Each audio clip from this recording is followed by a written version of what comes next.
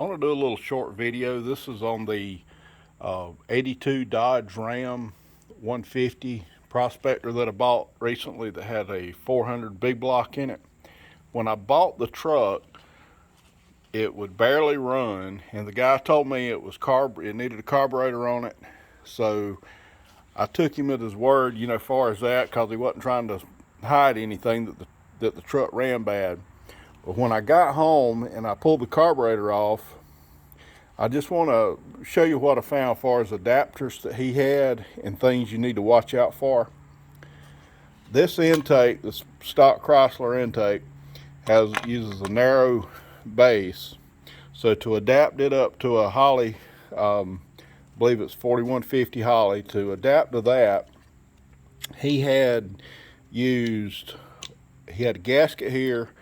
He had this shim plate that I guess he had put in just to make sure he had better seal everywhere, because this is, he has quadrajet side down on this adapter. So he had a gasket here, a gasket between here, and then the gasket on top. Not there's anything wrong with doing that. A lot of time it's your technique you use that'll cause you problems instead of what you're using for as far as application of stuff. But the glue he had, or the silicone he had used to seal it up, I'm not sure exactly. It's gray. It feels like some Right Stuff or Permatex gray or something. But whichever one he has here is not compatible with fuel or transmission fluid. And I've seen failures with it where it would be used on transmission pan, and it would be like jelly almost. And this is firmed back up a little bit since I pulled it off a couple of days ago. But the truck ran terrible. I swapped the intake. I put a wind intake on it that I had, and when I seen this, I put the original Holley back on it. I've got a new Brawler that I intend on putting on it, but I put the original Holley back on it to start with, and it ran great.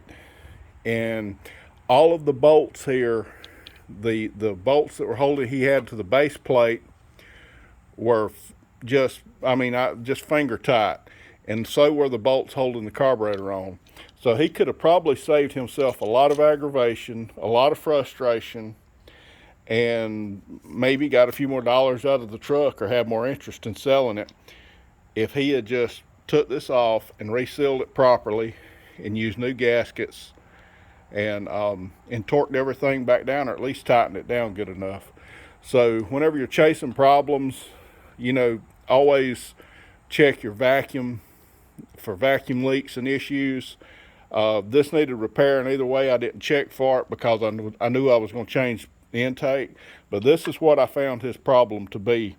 So if he'd have been a little more careful and used a little more caution and proper sealants whenever he put this together, he probably could have enjoyed the truck a little more and had a little more performance out of it than what he was getting whenever. And he basically got frustrated with the truck because he couldn't get it to run right. So just something else to be cautious of whenever you're working on these things, especially using a lot of adapter plates. I mean, there's 3 different places here that he could have had leaks, and looks like he probably had leaks in at least 2 of those. Thank you.